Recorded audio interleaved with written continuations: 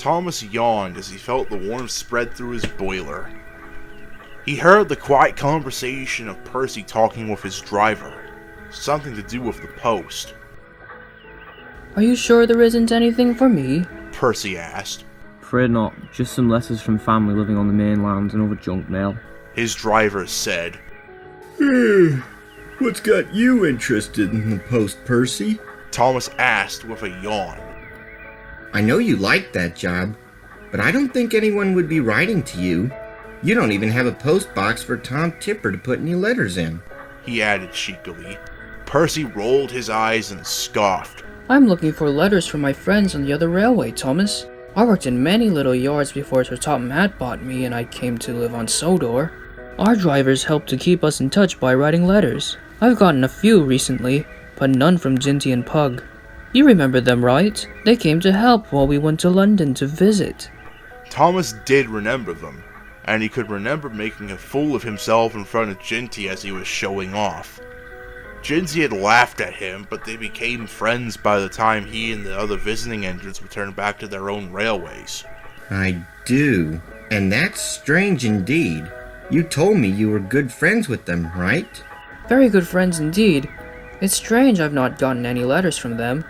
My driver has sent 2 letters asking if they are fine and to respond, but I've not heard anything since. I'm worried they might be withdrawn." Pah! Thomas scoffed. As if that could ever happen. Shunters like Ginty and Pug are indispensable. Even if the other railway is pushing for more of those diesels like that one that came to the mainline sheds, we'll always have a place here. "I don't know, Thomas," Percy said, unsure. Thomas huffed out of the sheds and went to pick up his coaches. I'm sure they're fine. If I can, I'll go over and see what's keeping letters from them. He hissed to himself, although he wasn't sure just how he would get to travel to the mainland. His chance came sooner than expected. Thomas was just puffing into Ellsbridge with his afternoon train when the yard foreman walked up. "There is an order for a shipment of stone to be brought down to Barrow and Furnace. Sir Topham Hatt says there are no spare engines other than you, Thomas.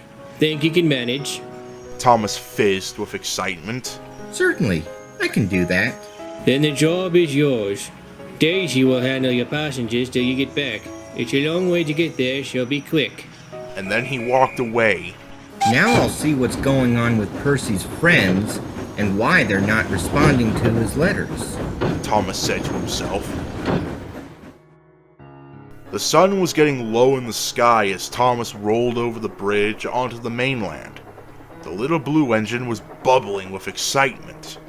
It had been years since he had last been there, and he was eager to see how much had changed. He chuffed past the station over to the goods yard. As he rounded the bend and crossed under the road, Thomas was struck by something. Some coal bunkers laid near the trackside, completely empty. A coal chute nearby was covered in rust, with an old sign hanging from one bolt, "Out of order."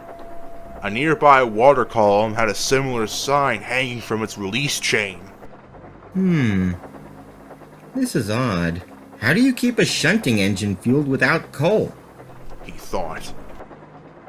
As Thomas came into the yard, he was struck by how silent it was. Trucks were all in the sidings, tidily arranged, and yet there was no engines to be seen. No clouds of steam and smoke in the air to give any hint that they were there. The air began to get cooler, and a mist was starting to form. That's odd. How come I don't hear any whistles? A yard needs a pilot engine to look after it. Where are they? A yard foreman walked up. "Just leave your train there. We'll get a shunter to move it later," came the gruff response. Thomas looked around. He didn't see any other engines apart from himself. Before he could ask, he heard a growl and a roar from behind. Quickly, a big mainland diesel roared by, its dark blue and yellow paint standing out from the long train of dirty trucks. It roared through a warehouse loading platform and disappeared into the encroaching gloom. But where's the shunter? I haven't seen or heard one since I arrived. Who's over there? Thomas looked over to see a faceless diesel rumble past, dragging a train of tankers. It seemed to growl louder as it passed by. As he looked around, he noticed signs. Diesel fuel, diesels park here, don't idle in sidings, and diesel loyal were what they said. Where's Ginty? Or Pug? Don't they work here? Thomas asked sheepishly. Don't know no Ginty or Pug. Haven't had a Ginty in this yard for... I don't bloody know. Anyways, you're uncoupled, so why don't you get yourself out of me yard?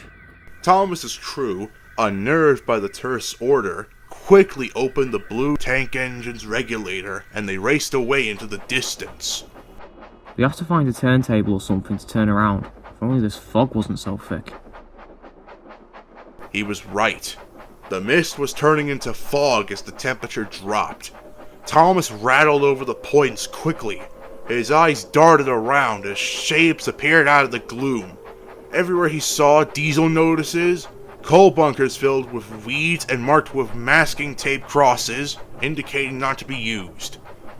Taking a guess, he followed a set of track curves between some buildings, which gradually became more open as the warehouse got smaller in scale. This must be the way, he thought. But it wasn't. Thomas followed the track for a ways, but nothing felt right. The tracks creaked and groaned under his wheels as the weeds brushed his chassis. Now he was certain this was the wrong way and he was lost. But up ahead he saw a gloomy shape of some steam engines in the dim dusk light. Driver, look! Steam engines. Thomas said hopefully. Maybe they can tell us. The words died in his mouth as the mist slowly cleared to reveal just where Thomas was. There were steam engines, but they were all covered in rust. They lay in piles near the tracks. Many did not have wheels and were just boilers stacked up haphazardly. The few engines still on the tracks chilled Thomas the most. These engines were not as rusty as the others, and seemed to have most of their parts, but they were silent. Silent and dead. Darkened smokebox doors stared out at Thomas, where their faces had once been. All the engines were small tank engines, just like him. Just like. Thomas gasped as he looked in the back and saw a familiar pair of engines. One had 6 small wheels, and the other had 4. Rust almost covered their early BR crests. I think we should head back. The driver stammered. Thomas said nothing, but he quickly puffed away the moment his regulator opened. The scrap engines faded away from view, and soon they were lost in darkness and distance.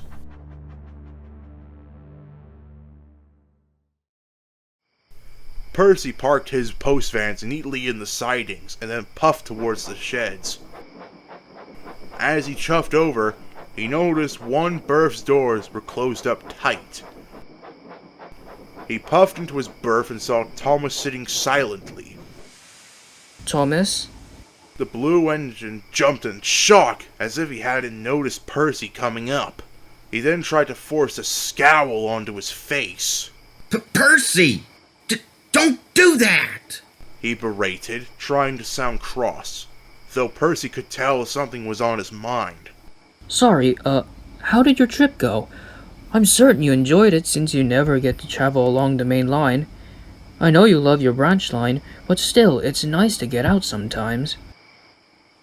Thomas looked around, as if not sure what to say. Percy puffed in and parked by his side.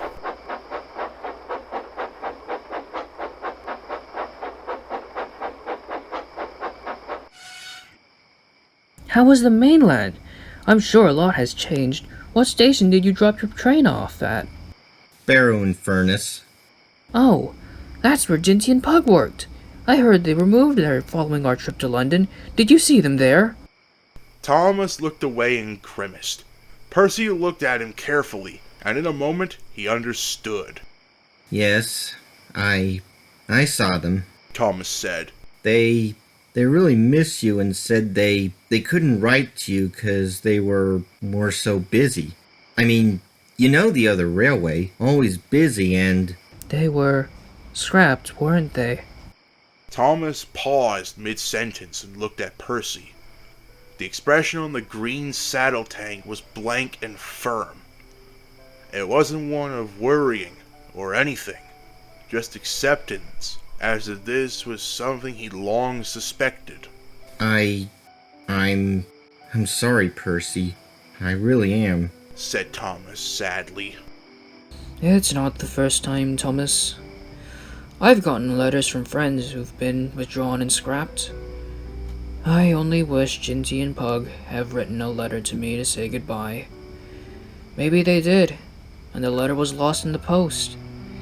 I guess I won't know. Thomas looked at Percy with a sense of wonder.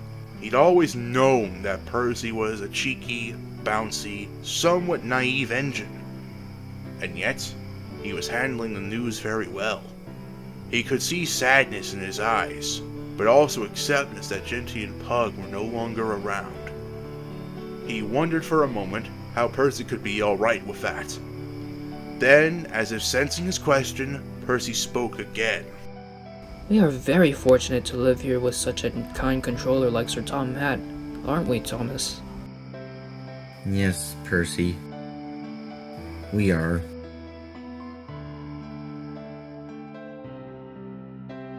It took a while for the engines to move on. Percy recovered in remarkable time.